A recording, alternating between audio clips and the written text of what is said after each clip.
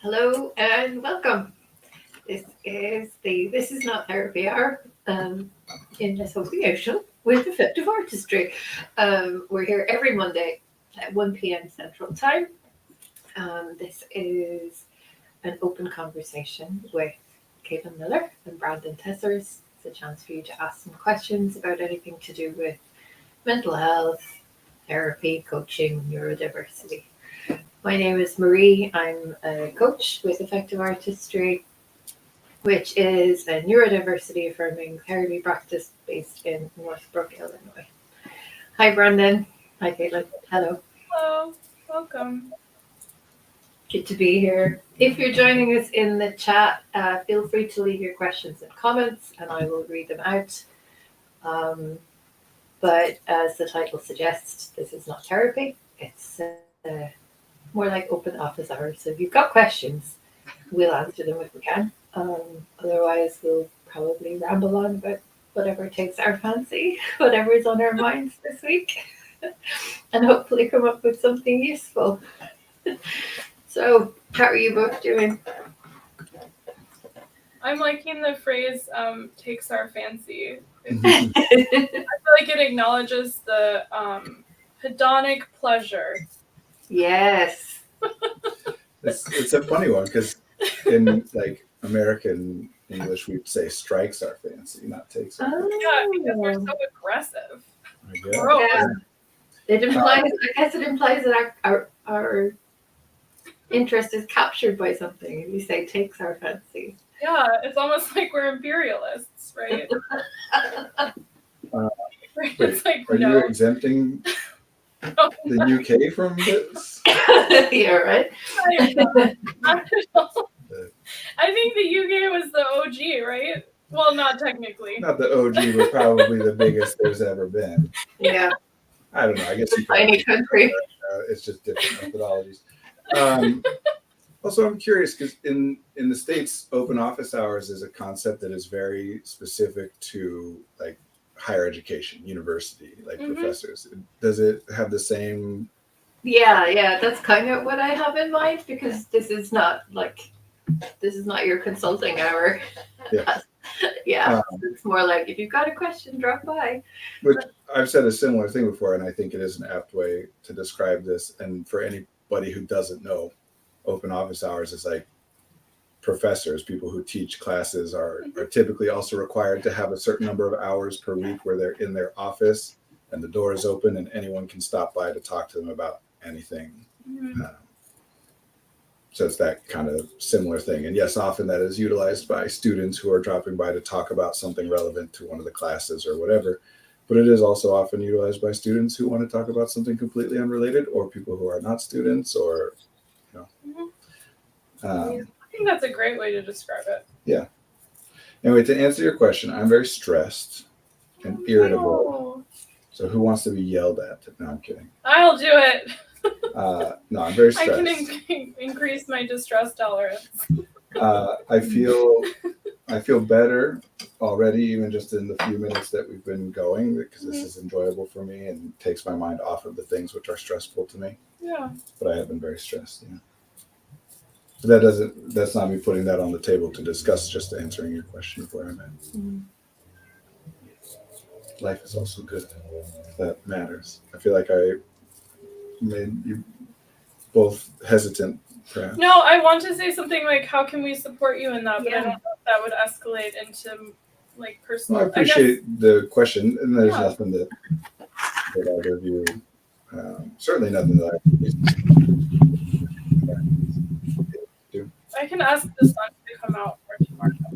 And the song too. Also. You could do that. No, actually, sunnier days are easier for me.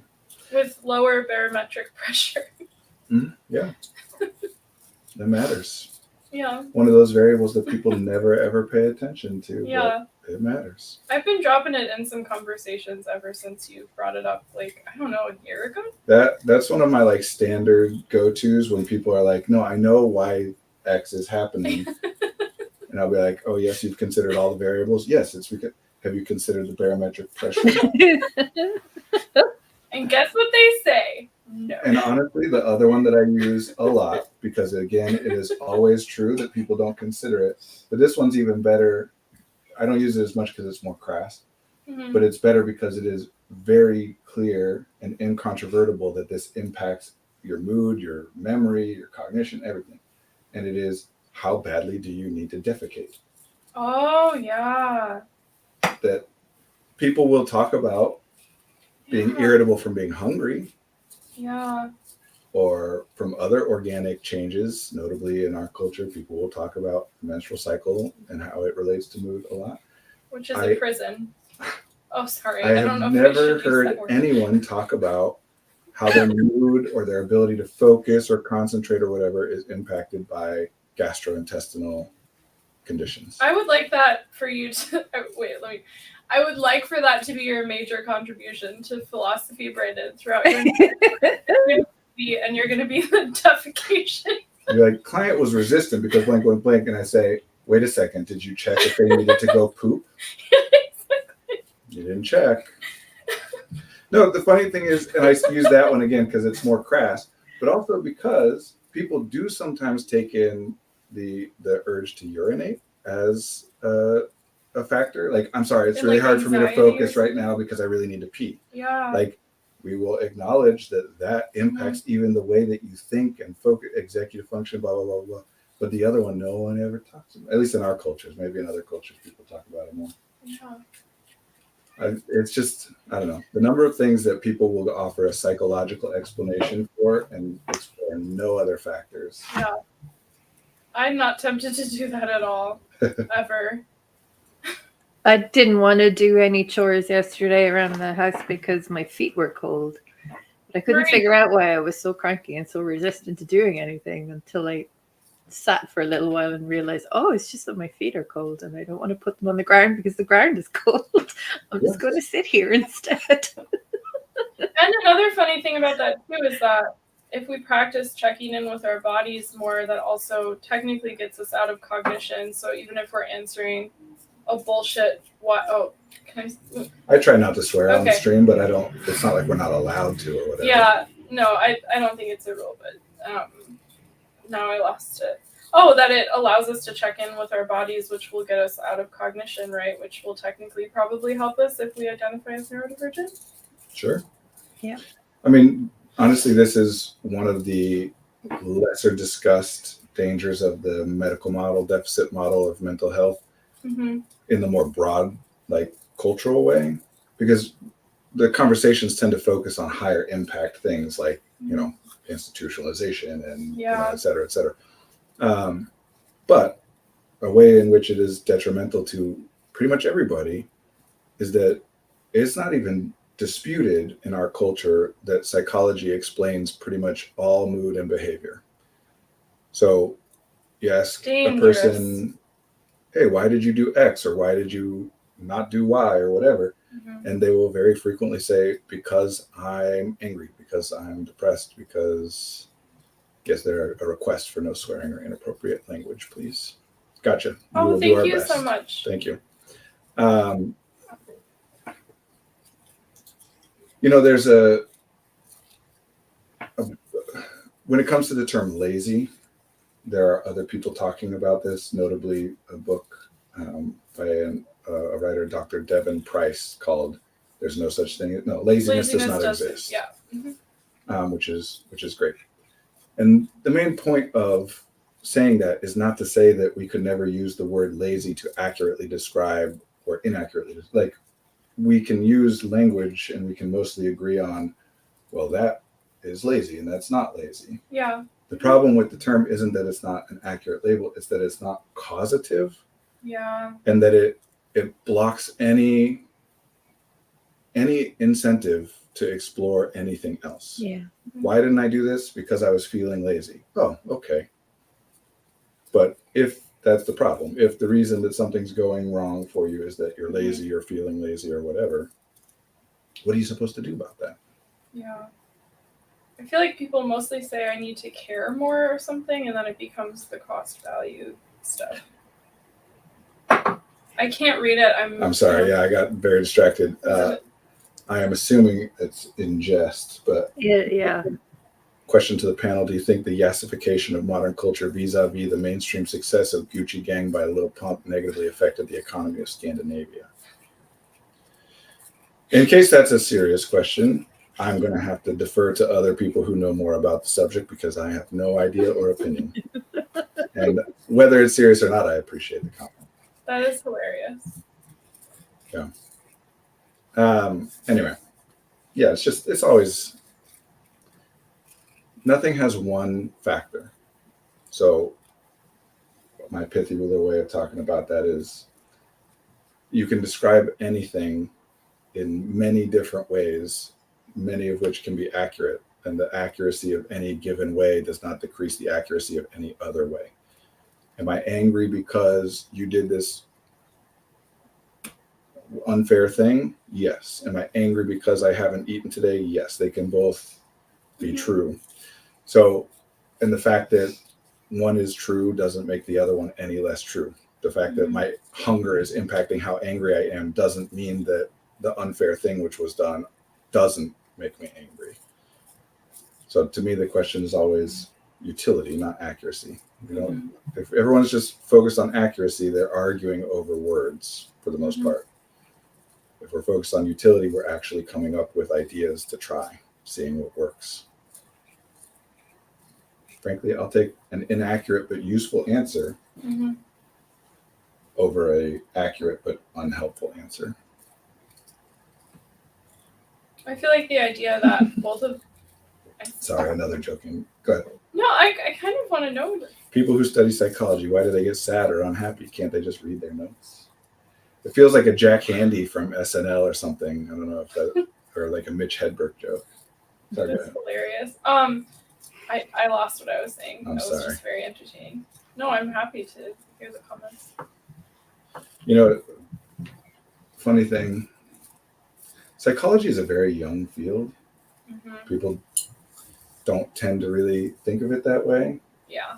But all of these explanations for things, even a lot of the terminology and whatever, are very new. And the ones which are popular have been disseminated very quickly. And there's nothing, I mean, for the most part, there's reasons that the things which are popular get spread so quickly. It doesn't mean that they're always helpful or always accurate. Yeah. But there's some value to them. But it is funny to me that people in our culture, we generally tend to think as though psychology is like a given. You know, like it's just... I feel like it's sort of a new religion. Yeah, I agree. I think there are elements of that for sure. Because what would you track historically as predating psychology as sort of like, this is the book of answers, I guess? I feel like I'm baiting you, but I'm truly wondering what your thoughts are written. Well, the immediate predecessor would be phrenology, which is the study of the shape of people's heads and that how that relates to various personality characteristics. But yes, it's definitely in the like philosophy and ethics and theology kind of category. It is, I'll say, it attempts to serve a similar function as those things. Right? It attempts to help us understand why people do what they do, and if we want things to go differently, if we want to feel differently or get different responses from other people, what do we do? Right? So similar questions, and then a lot of different ways of trying to answer those questions. For sure. Yeah. But yeah, it's much more in common. That's what I say a lot, that to me therapy is applied philosophy, not applied psychology. Because psychology is helpful for what it is helpful for. It is not and never has been intended to help an individual person or explain an individual circumstance. That's not what it is, and it's not what it was ever trying to be. It involves statistical research, like large scale research, and by the nature of what statistics are, none of that answers any questions about why a particular instance of a thing went the way that it did. I do feel like the people doing the research, though, like to think that they're finding answers for individual people. I mean, that's probably true, but I don't know any or many of the people doing the research. And whether they actually think that or not, they certainly are incentivized to put it out there as though that's what's happening. Mm-hmm. Because of money? Funding? Yeah, I mean, finances, and I mean, it mostly comes down to finances. Mm-hmm. There's something called the replication crisis. We're really just going anywhere. That people outside of academia tend to not be very aware of, which the point of scientific research, like especially when it comes to experiment research, but even, I'm blanking on the terms, Marie, maybe you can help me, but even research that is about evaluating statistics that exist rather than literature review? Yeah, lit review and... No, I'm not an AI bot. Thank you for your question. A valid... I will blink 4 times if I need help. I look forward to finding out what help you're going to offer. Anyway, the point of scientific research is that it is meant to be replicable. Yeah. That one study can never be taken as valid until other people in other circumstances replicate the study and get the same results, because you can't control for all the variables. So unless you can replicate it, you can't say that it wasn't due to some other external variable. Mm-hmm. And nobody's doing that. Nobody... With psychology, right? Psychology is probably the worst, but it's not just psychology. It's most scientific study. Yeah. The replication crisis is a term that refers to people are not incentivized to try to replicate and either validate or invalidate other people's prior research. They're incentivized to do new research that they can come to new conclusions. They need to publish papers. They need to, quite literally, most research is done in university settings of the kind that we're talking about. Mm-hmm. And most of the people doing that research have requirements in their contract that they publish 2 papers every 5 years and things like that. Mm-hmm. So we don't replicate things. So one study happens, the idea gets out there, nobody ever double checks to see if that holds up under other circumstances. And psychology is probably the worst. That's not me saying that. That's an opinion that's out there, that psychology as a field, social sciences more broadly, but psychology specifically. Wow. So you said psychology is useful for what it's useful for. So what do you think psychology is useful for? Large scale. All right. So looking like kind of at system level rather than... Right. If you're going to try and design curriculum for a public school system, psychology is very useful. If you're going to design the way that a grocery store is laid out in order to optimize purchases of certain kinds of milk things. In the back. That's like, I don't buy milk. Yeah, it's for large scale. It's for organizational structure and systemic things is what it's intended for. But there are obvious reasons why individuals would be very incentivized to pay attention to these things and say, oh, this is why I'm doing this. And there's nothing wrong with that. I want to clarify, I'm not trying to discredit all this research or say that it is useless. It's not. Most people do best, broadly speaking, when they get about 8 hours of sleep a night. Does that mean that if a person who is struggling is only getting 7 hours of sleep a night, that getting 8 will solve their problems? No. But since we know that it is common, the most common way, then it's an idea that's worth trying. Yeah. So it is very useful even for the individuals if you approach it as what happens most of the time or what works for most people as ideas to try. The problem is if you try it and it doesn't work, then you say, okay, that was a good idea to try it. It didn't work for me. I got to look for something else. Great. But more likely people will say, I tried to do that thing and it didn't work for me. What's wrong with me? That's the thing which needs to be done in order for a person to feel the way I want to feel or act the way I want to act. Yeah. And either I can't get myself to do it or I am doing it and it's still not working. And then we go into psychology. I should be happy. Why am I not happy?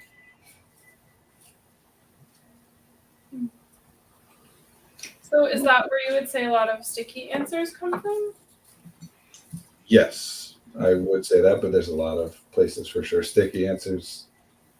it's my little made up term for what we've been describing. When someone's asking a question and they come up with an answer which is theoretically helpful but not practically helpful, then they get stuck. And practically is like practical to the individual, right? Yeah, it means can it be put into practice, and when it is, does it work? So things that are theoretically helpful. Oh, if only I just got more sleep, then I wouldn't be so tired. That's theoretically true. Now, if we test that and it doesn't work, it's actually pretty easy for most people to kind of say, well, that doesn't work for me. I'm moving on and looking for something else. But if you can't test it, if you're like, I wasn't able to go to sleep early last night, then you don't dismiss the theory because it's still theoretically useful. Why would you try and come up with another idea? You already have one. Yeah. So then very quickly it becomes, how do I get myself to go to bed early? When the original problem isn't going to bed early, the original problem is feeling tired, and there are other things that you could theoretically try. Yeah, and I've had clients like ignore the sticky answer, find a practical solution, have the practical solution help, and in this case, like maybe their energy improves, and then actually eventually they are able to address the sticky answer in a way that actually works. I don't know if that makes sense. Yeah, no, absolutely. It's like you can go in like a circle and get back to the sticky answer, and sometimes it can actually help eventually once you resolve other things. Not all the time, but it's interesting how that'll happen. Yeah. I mean, a lot of the time those questions or those ideas, they're theoretically useful. And the problem that prevents them from being useful in practice is that you aren't able to do them. But then when you get circumstances changed and then you're able to do them, then they're useful in the way you thought they would be. But yeah, a lot of times, And we have a comment here on sleep, actually. I struggle with the question of how to get myself to go to bed early every day. Good question. Very quickly, the question before that I think is a joke, but just in case it's not, no, it will not teach you that. Hypnotherapy is a specific type of therapy, and there are many different methods of doing it. As far as I know, they mostly don't use pocket watches. It's not something you would learn majoring in psychology. I wish I could read these comments because I would be laughing. I know they're fun. Yes, I struggle with the question of how to get myself to go to bed early every day. That sounds like a sticky answer. Well, most likely it is, but we want to address both things. First is there are likely other things that you could be doing that would help with whatever the problem you're experiencing is besides going to bed early, and it would be worth exploring those other things to find something that's easier for you to do than this. And we could even make suggestions of what things to explore. And it is also valid to explore, why can't I do this thing, or why am I struggling to do this thing that would theoretically be helpful for me? And we can talk about that too. Yeah. This is a very common one. I'm very cognizant of I'm very aware of the comment earlier about Marie not speaking, and I'm trying to make sure that I'm leaving more. You worry that I'm not getting an opportunity to speak. No, that's yeah. Yeah. Oh, okay. Caitlin. Yeah. Good. I'm good. Yeah, I guess my question there to that commenter about getting to bed early every day would be, why do you feel you have to go to bed early every day? Is there a reason? Do you have to be up early every morning? Here we go. My current answer on why it's so hard is I don't want to go to bed, because then the next thing will be waking up, and I certainly don't want to wake up. Okay, yeah, that's interpreted in a few different ways. But if you're saying that in the kind of like, I wish I didn't exist kind of way, then obviously this is more an issue of, call it depression or despair or hopelessness, than it is about going to bed early. It could also be interpreted to be a reference to, when I wake up in the morning, then everything I have to do the stressful and unfun things and whatever. So there might be a bigger question there about stress and how to manage it, so that getting to sleep is easier, waking up is less of a drag. Yeah. And also your life being something that you're enjoying more. Those Yeah, are- waking up is hard and life is hard, and I don't want to get out of bed and do all the hard things. Yes. It's relatable. This, yeah, for sure. This right here was a great example of people prioritizing psychological explanations for things. Both in the question, both you and the comment talking about the very first thing you say about the difficulty with getting to bed early is a psychological explanation. And then suggestions from the two of you, which are great suggestions, are also psychological in nature. Explore how to make your life something that you're more excited about, and etc. Or at least can be interpreted that way. Maybe they should check if they've defecated before going.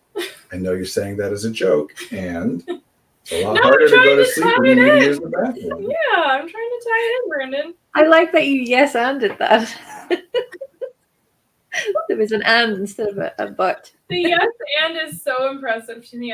It's hard for me to. Oh wait, no, it's hard. I don't know what you're. I don't. Look, going to Rules, sleep, Brandon.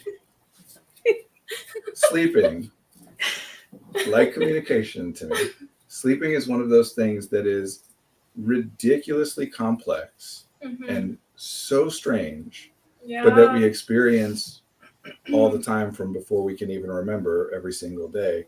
And so we don't think about it in that way very much. But, and this is, you'd have to talk to, a neuroscientist to get more specific details, but the neurological and biological processes involved in going from wakefulness to sleep is like a lot. It's a very strange thing. It's not something that just happens easily. And the only reason that we think that it does is because eventually you can't control it. You get tired enough and it will happen whether you want it to or not. So because it will sooner or later happen more or less automatically, we think of it as something that's supposed to happen automatically. Problem is then that a lot of us structure our lives in such a way that we can't do it that way.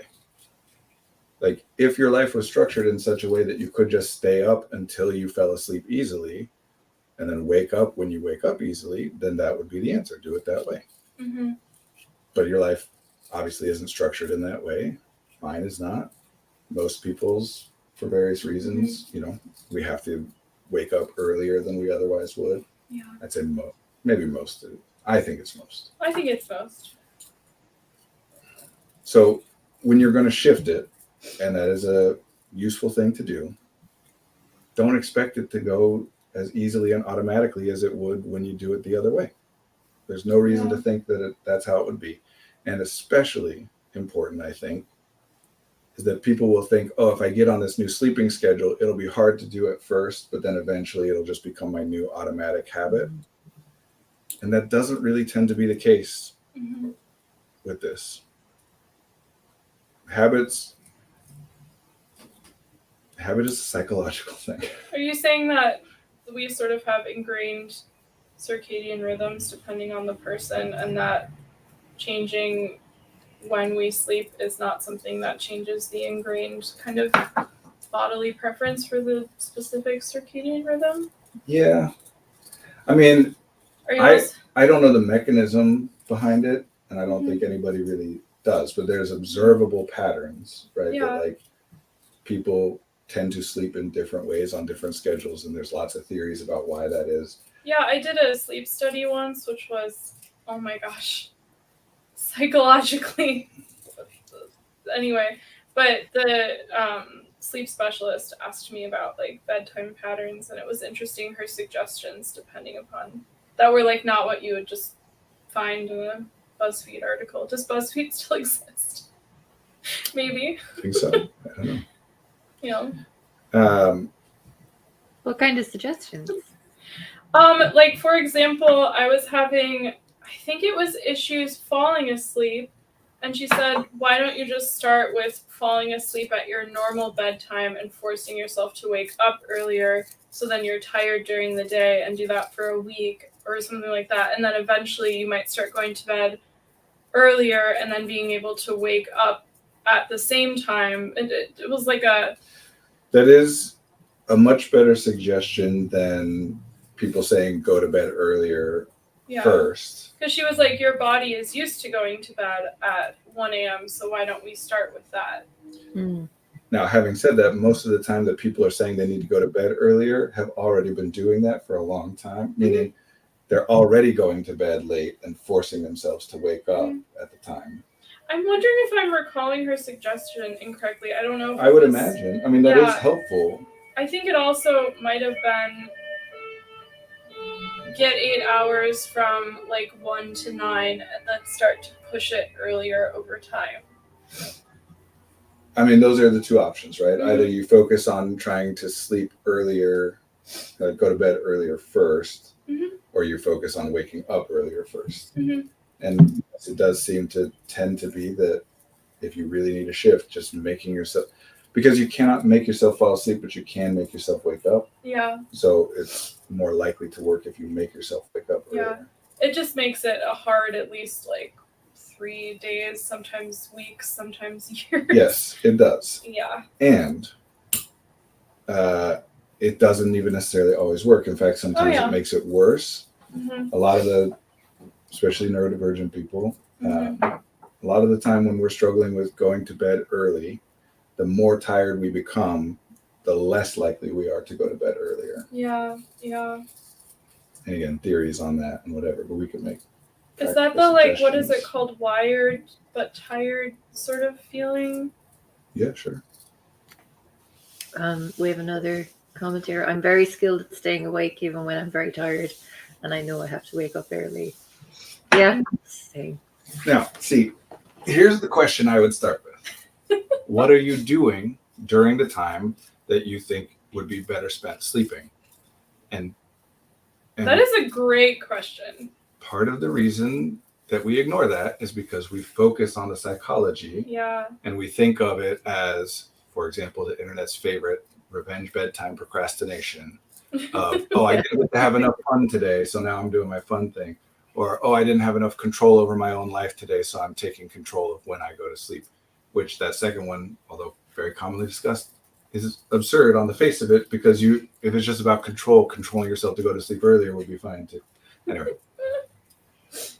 Being tired, yes. I feel like being tired means I have fewer spell slots to convince myself to go to bed. Spell slots is a reference to Dungeons and Dragons. Like, I need to just do it. It has to happen. But yes, resources. You have fewer resources. Now, start with the assumption that there is value to what you're doing during that time, other than just avoiding going to sleep. Yeah. Like 99 times out of 100, when people are struggling with something they're trying to work on changing over a long period of time, failing to change it over and over, 99 times out of 100, they're explaining what they're doing as a failure. Yeah, they're focused on what they're not doing. I have someone who talks about that and says that it's their favorite time of day because they do all the things they love to do that they feel like they don't have time to do when they're either working or like winding down or commuting or whatever. And I love that. That's usually the case, that people, if you ask them, will usually say some version of, I'm just doing the stuff that I like to do, zoning out or whatever.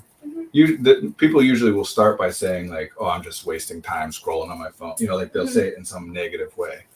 But if you do get them around to saying what is happening, let's say some version of that. Something which is physically not very taxing. Yeah. But cognitively and or emotionally satisfying and enjoyable. Usually something that people can do in isolation, by themselves. Yeah. So then the next question is this.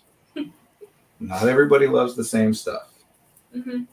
And saying, I do this thing because I enjoy doing it is a valid explanation. It's also a psychological one. I do it because I enjoy it. The next question will be, well, why do you enjoy that thing?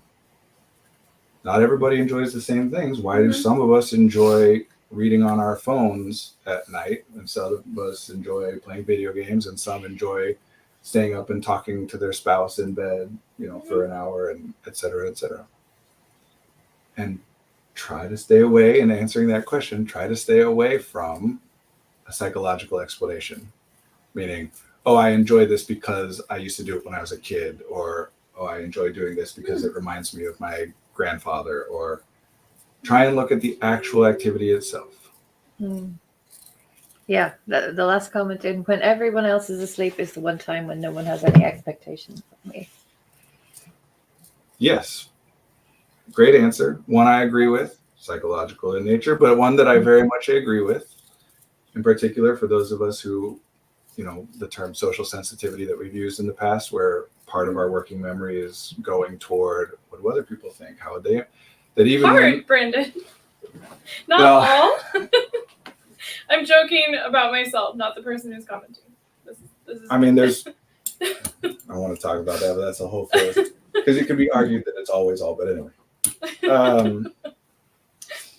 And even if other people aren't in the room with me, right? Like, for example, I have 3 young children, and when I am at home and everybody is awake, it doesn't matter if I'm in the other room. Hell, it doesn't matter if I am using the bathroom. Part of me is thinking I need to get back out and be playing with the kids or helping out with this or whatever. Yeah. Now, when everybody else is asleep, no part of me is thinking I need to be doing X, Y, or Z for the benefit of these other people, other than I need to be quiet, which is fine. So yeah, it does free up space in your working memory. Yeah. Very common for people to engage in their more creative pursuits at night when everybody's asleep. There's a reason for stereotypes of artists who are up all night working when everyone else is asleep and then sleeping until the afternoon when everyone else is working. There's also both research and theory about why some of us would be more likely to follow that pattern and why all of us collectively, as time moves forward, are moving more and more to that pattern. Oh, the delayed circadian rhythm? I guess it wouldn't be called delayed if it's... Yeah, see, circadian rhythm is... Here, let me try again. Going to bed later. Yes. That is observable. Yes. Honestly, again, as with most of this stuff, I am almost embarrassed about going in a similar direction a lot of the time. But as with most of this stuff, most of what people think is like natural to humans in our culture is actually what was done most commonly, or at least what was most commonly discussed as the way things are done in the 1950s. Oh, we're going to do a boomer? No, we're not going to do a whole boomer thing. I'm a boomer in disguise. Look, it's not just about a generational thing. That's also when the television was invented. Yeah. And so the very first times that people got to visually see into other people's homes, and especially early on, a lot of that was like domestic, what is it? What are the normal other person's life like? Oh, yeah. And so it locked in a lot of ideas for people in our kind of consciousness of, oh, this is how people live. This is how people, and in the show, they're also happy and they love each other and they all sit down to dinner at the same time every night. And so we just make these correlations and whatever. Anyway, go further back than that, and that's not how people sleep. Most, as far as I'm aware, again, I'm aware of some research and whatever, but this is not my specialty. That mostly the pattern of sleep for the history of humanity has been 2 to 3 like big, long 3 or 4 hour chunks with big gaps in between.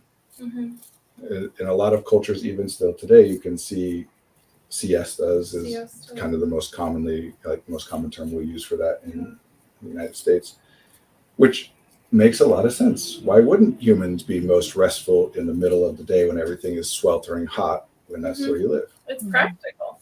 Right. Wait, is that a psychological? No, practical is. But right there, right away, off the bat, you can see, oh, I guess this idea that we sleep for 8 hours at night and then we're awake all day long really is kind of more specific to northern or southern climates. But as soon as the further you get from the equator, the greater the variation in the length of the day and the amount of sunlight you get. And so wouldn't it also make sense that our sleeping patterns actually change quite a bit over the course of the year? Yes, they do. Yeah. And according to the research that I'm aware of, people most commonly used to, yes, they would go to sleep around the time that the sun went down, which is very early. Most of us don't go, even those of us who go to bed early don't go to bed that early. Right now, what is it, like 7? Yeah, but in the middle of winter here, In the best place on Earth, North Earth. at parts of the winter, it'll be 4:45. You know, Yeah. so people go to bed. And what happened was, yes, they went to bed that early, and then 4 hours later woke up and were awake and active for 3 or 4 hours in the middle of the night and went back to sleep again. So all these ideas that there's a particular way that humans are supposed to sleep or whatever, like that's just not how it is. Which is an example of why it is useful to look at the research. Because yes, most people do best given 4 hours of sleep a night, given the context and et cetera, et cetera. That's not the same thing as people are supposed to get 8 hours of sleep a night. Anyway, so yes, you have your different ways, and some of that, at least there is some evidence to suggest that some of that is biologically inherent to a person. But certainly some of it is context dependent too. Yeah. That if I were to move to a culture where people do siestas, I probably would start napping more. I remember when I was in Italy and they were having their version of a siesta. I forgot the Italian word for it. It was so nice because everything was quiet and chill. I was like, wow. I wouldn't sleep during it, but I was like, this is just lovely that the world, we don't have to be so stimulated for the whole day. Aside from in like weather and sunlight, those kinds of environmental conditions, yes, there are other inherent reasons why it makes sense to put out a lot of energy and be very active for a few hours and then rest for a few hours and be very active for a few hours. The idea of wake up, start being very active, be active for 12 hours, relax for 2, and then go to sleep is new and absurd. And it's not that it can't be done. It's just, why would anyone think that's how we're designed to work? That our biology is designed to work that way? It's never been. And my immediate thing is some joke about capitalism. So. I mean, there's. Or like modern work schedules, the 9 to 5 sort of. Yeah. There's truth to that. I would love to not have to get up and start work early, but I feel like changing society is a lot harder than changing my sleep schedule. There you go. Absolutely. It is. And there are other things that are even easier than changing your sleep schedule. So again, I would incentivize you to look into those other things. One in particular that I find interesting is this term for it is from Andrew Huberman, who has a podcast, Human Lab, I think it's called, something like that. Huberman Lab, I think. Is it Huberman Lab? I think he uses his name or something. Non-sleep deep rest is kind of his big thing that he researched and named and talks about a lot.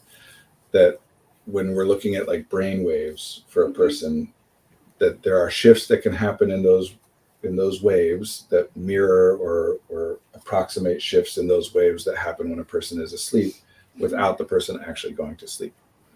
And as he would point to, that you'll see all throughout different cultures and different times and whatever, a lot of these things, meditation, quiet retreat and study, prayer,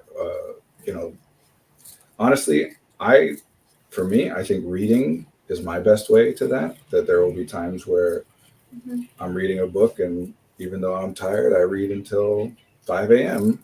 and the next day still feel pretty okay. And just to clarify that, rest in this context means like using your brain in a different way than you have for the rest of the day, because I don't think some people would consider reading rest. Right? Well, yeah, that's kind of the point. Yes, what non-sleep deep rest is referring to the idea that there is restfulness that isn't just about sleep. And he has a lot of specific stuff too. And again, even in the trying to go to bed earlier example, some very practical tips that you may have heard of before and maybe not. But these are some of like the strongest variables that people have discovered that we don't pay much attention to, and they're mostly environmental.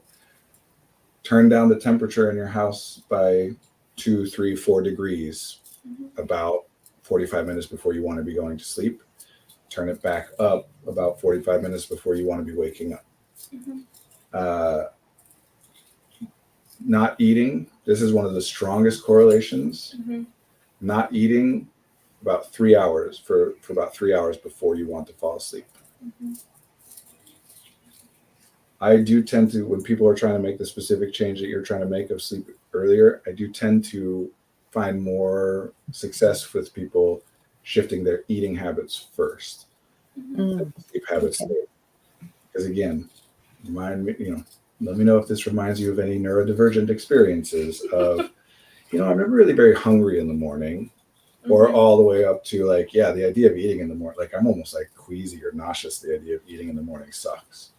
So I don't really eat in the morning. And then I get going to work and then I'm just like busy and I forget to eat lunch. And by the first time I eat in the day is sometime at like 1 to 4 p.m. Mhm. And even that's not a lot.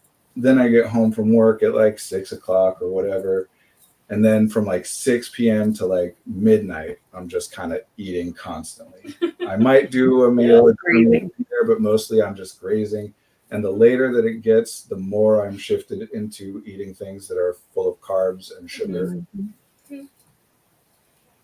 Now, one of the problems with how people think about sleep is they think of it as the end of the day and that waking up is the beginning of the day. Mhm. So we don't consider any continuity through the sleeping portion of the day. Mm.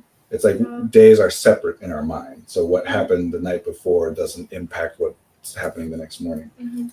But if you wanted to do this experiment for yourself, because everyone's different, but a thing that happens, if you wanted to do this experiment for yourself, try the opposite. Try waking up in the morning, eating a crap ton of carbs and sugar for like 3 hours, Mhm. and then don't eat anything else for about 10 to 12 hours, see what happens. And Have you ever had someone do that? And if so, what happened? Not that this is like a what's the so word? the thing that Monolith? I would expect to be happening in this Mhm. particular cycle is blood sugar crash. Oh, so they crash in the middle of the day? Right. If you do it that way, you crash in the middle of the day. Yeah. If you do the pattern that we were talking about Mhm. just now, your blood sugar crash happens in the middle of the night while you're asleep. Oh. So you don't notice it. And then you Yeah. wake up experiencing all the symptoms of a blood sugar crash. Mhm. I'm foggy, it's hard to think or get going. Even though I slept like a good amount of time, I still feel so tired and it's hard to get my brain online. Mhm. And I'm almost queasy or nauseous. The idea of eating sounds terrible to me right now. Those are all things that happen in blood sugar crash. Wow. Again, I'm not saying that that's as simple as like 1-to-1, right? Like there's complications here. But we're so quick to just write off, I'm groggy in the morning because that's how I am. Mhm. And then there'll be a morning where I wake up very alert. So I know it's possible. But then instead of saying, what's going on the day where I wake up alert and how do I replicate that? We tend to focus on, man, why am I groggy? I know I can wake up alert. What's wrong with me? Hmm. So we're not looking at the thing that works. We're trying to figure out why when it's not working, which is way less efficient. Mhm. And then when we do try and figure that out, what does everybody think of first? Quantity of sleep. Yeah. How much sleep did you get? Mhm. If you ask somebody how they sleep, they will only really answer. First of all, people will just say good or bad for the most part. And then Brandon will say, "What do you mean?" I do. And usually, people are only evaluating one or two things or both. Mhm. The quantity, like how much time do I spend asleep, Mhm. or what we call sleep onset. From when I start trying to fall asleep, how Mhm. long does it take me to fall asleep? So I've had people say, I am a great sleeper. I've always been a great sleeper. When what they mean is as soon as they try to go to sleep, they fall asleep within 5 to 10 minutes, Mhm. but are sleeping like 4 hours a night and are exhausted. And they'll still say they're a great sleeper. Hmm.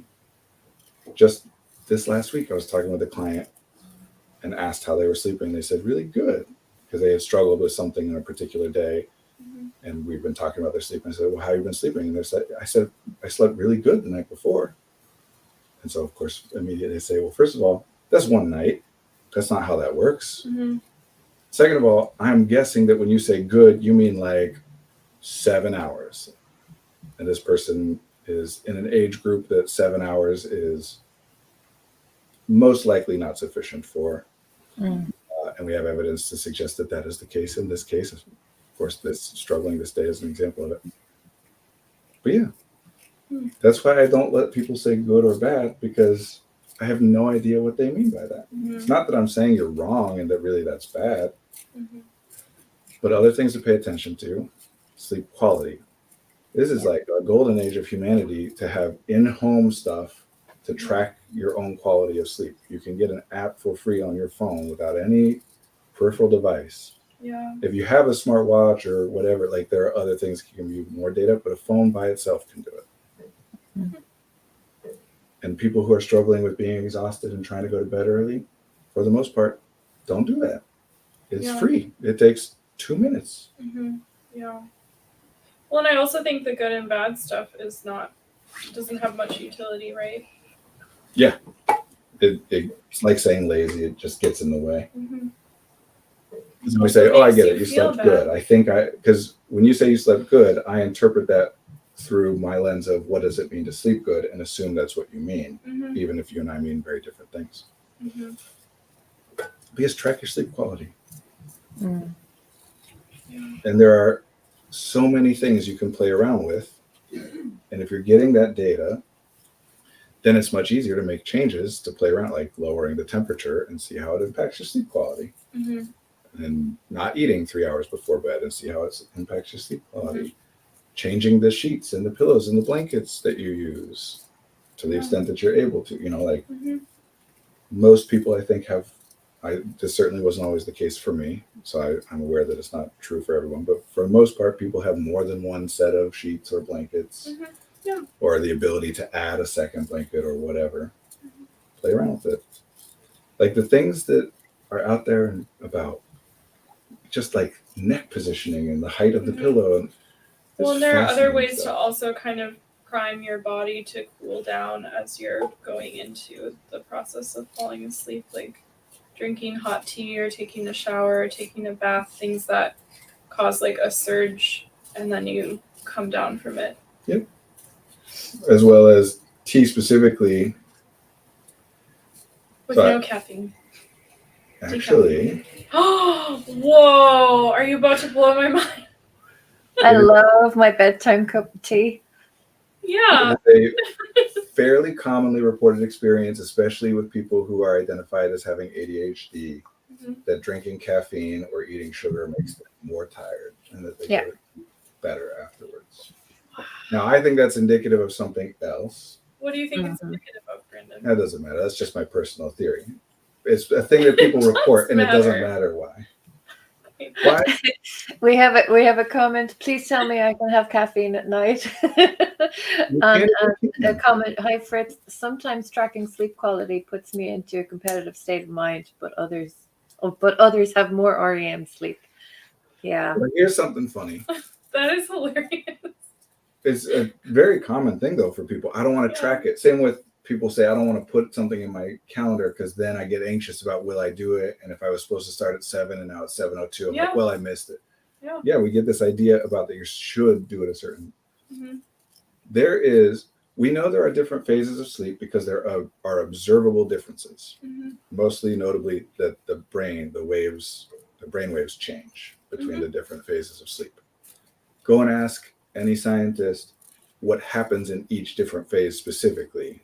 Not as in like what do we observe happening, but as in why do we have that? What's important about that phase of sleep? What is the benefit? We don't know.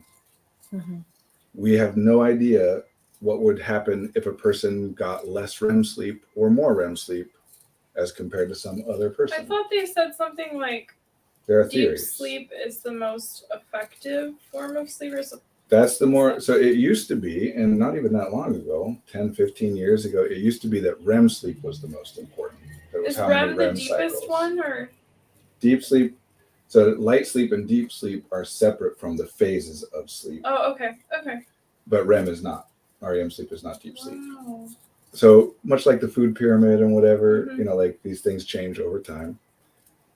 Does that harm sleep quality? Because I know it helps me get to sleep.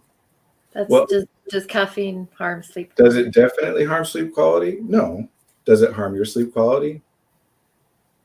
Why am I recommending to people to track their sleep quality so that you can find out? How am I supposed to? Yeah. And that makes a lot of sense. I very much love having Baston cider here. I'm not trying to give you grief or anything. Oh, I love Baston. Yeah, thank you so much. I want to, Great like, questions. I would love to meet Bast Insider But- someday. But this is such a common pattern for us collectively Yeah. of here's this problem. I need an answer to this question. Let me go ask an expert about it. Is our first thought. Yeah. Get a book about it, read an article about it, Yeah. as opposed to, well, let me try it and see how it goes for me. Mm-hmm. Anyway, look, here's what I'll I say. think we might have like 3 minutes. I don't know if you have something at 2. Yeah. I don't know if I do. Maybe 1 minute? I can run a little long. 52 seconds. Here's what would be useful to say. It's kind of an answer to your question about my theory, but that's useful more broadly. Mm-hmm. Kind of the point of the non-sleep deep rest and all these other different things is that self-evidently there are different kinds of energy, different kinds of activity, different kinds of rest. Mm-hmm. There are some things that you do that after you do them, you feel physically drained but mentally alert and awake. Mm-hmm. Yeah. So trying to categorize that is a fool's errand. Literally some of the most brilliant people in the last several hundred years of our species have literally gone mad by the definition of their times trying to do that. Don't worry about getting it right, but worry about your own experience. And a very helpful, I think, commonly helpful way of talking about what's happening at night is that you are physically tired, but cognitively have a bunch of energy. Exactly. Like I'm like, oh, this is when I should write poetry. Right. Yeah. So why do we focus on activities that are mostly not very taxing physically, but are very, yes, enjoyable, but if you look at it, also taxing. Yeah. Even video games, right, that people think of as vegging out. No, there's so much complex information gathering and problem solving going on moment to moment. Like reading is an incredible, again, we think of it as normal now. It used to be pretty much considered magic because it is very strange to turn scribbles on a page into information in your head. Just because it's easy doesn't mean it's not complicated. So a very common thing for people is that they get to the end of their day, they have a bunch of cognitive energy and no physical energy. And when that's the case, then I would explore how do you expend some of that cognitive energy earlier in the day. I find myself crashing after a few hours of playing Baldur's Gate 3 with a friend. Yup. Best way for me to fall asleep, read a book. I'll be wide awake, and then I read a book, and 15 minutes later I fall asleep. Yeah, all the coordinating and social interaction just wears me out. Yeah, there's a lot going on when you're playing games with a friend.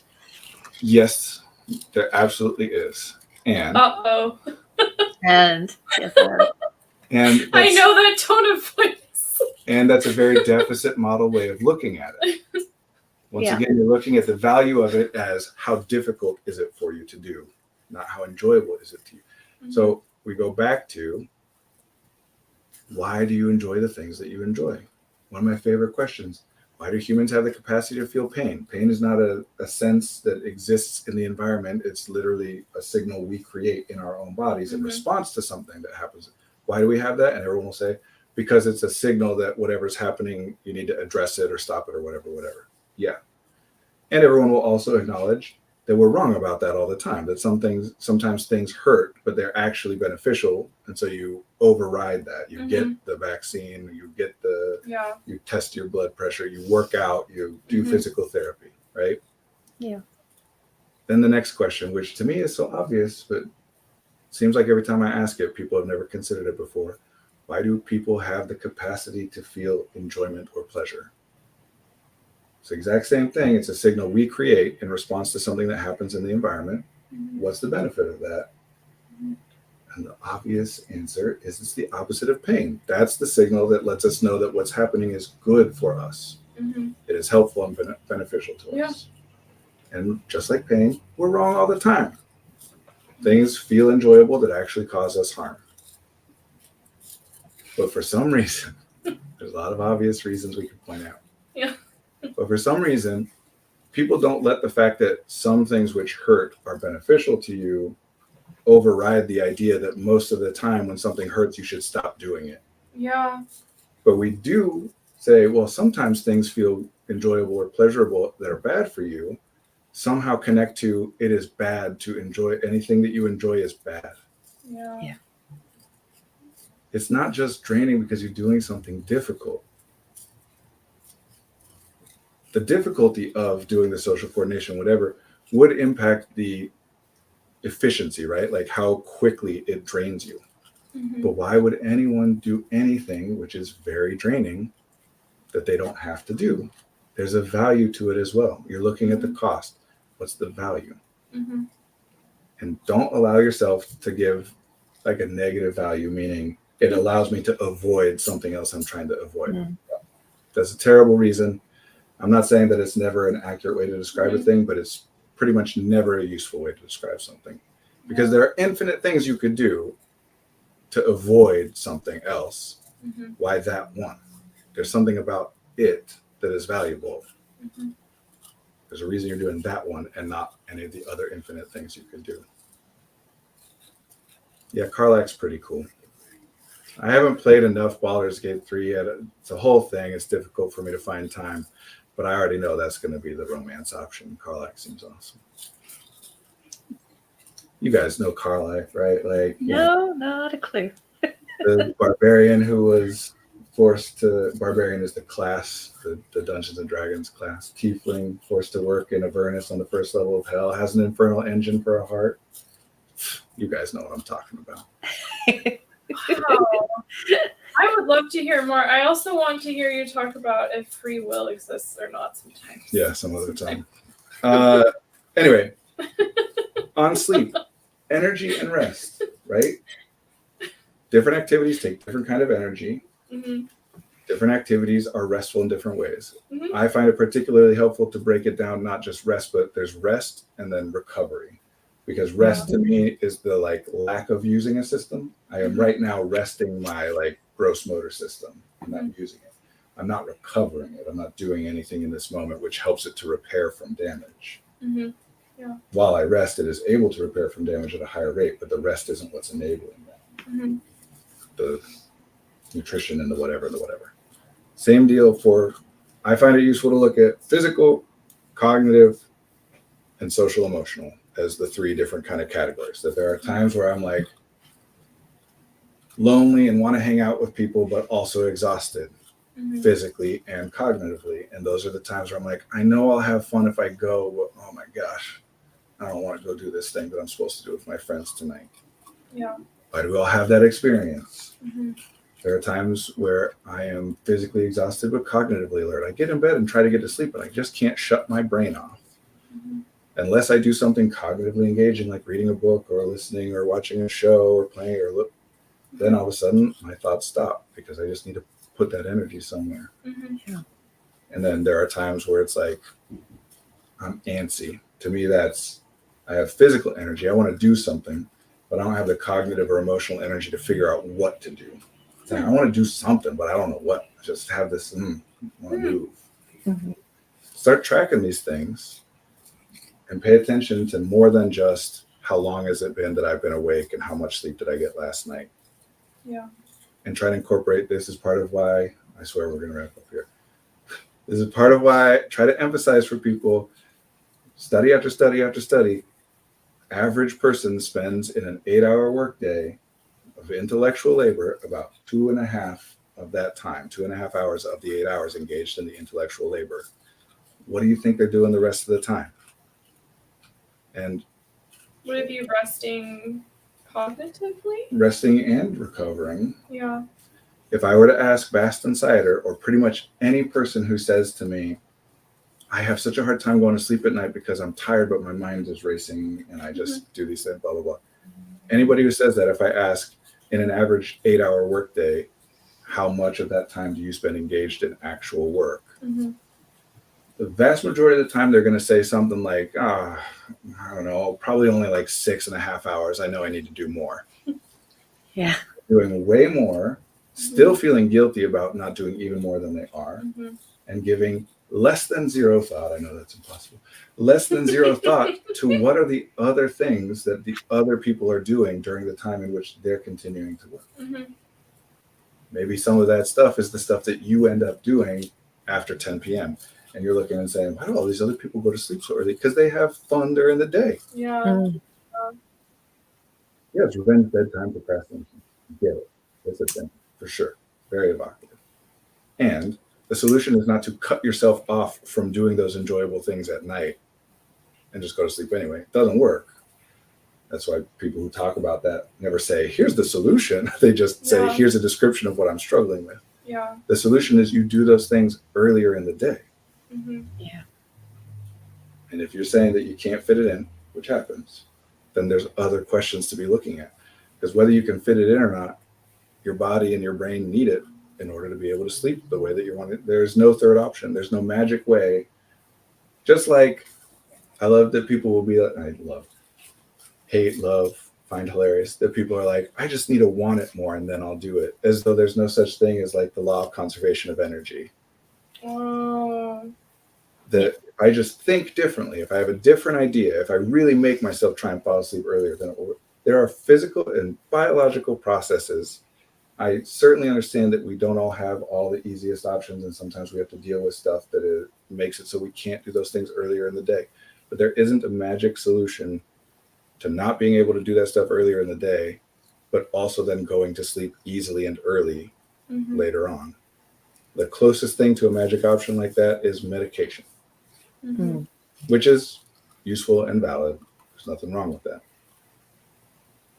Just the danger there is starting to think, well, I don't need to worry about changing the way that my life is so that I can enjoy any aspect of it because I have medicine. Mm-hmm. You know, I can work all day long and never do the things that are fun for me and still go to bed on time. So why would I try to change anything? Yeah. This is why ADHD medication in particular sometimes leads to things getting worse for people because it just papers over some problems, helps you to be able to do things that mean that you don't have to find a different solution, which isn't to say that it's a crux or a band-aid. I take ADHD meds. It's just because you can survive a thing, just because you can get through your day, doesn't mean that it's not worth trying to see if you can make it more enjoyable. Yeah. Anyway, I went way long. That's a good note to end on. We've gone way over time. Thank you both. All right. Yeah. I don't. Thank you for being with us in the chat. Party. Yeah, thank you everyone in the chat. Yeah, thank you for the engagement. It was lovely. Yeah. All right. We'll be here. And thank you to Marie and Brandon. Same bad time, same bad channel. Bye all. Bye.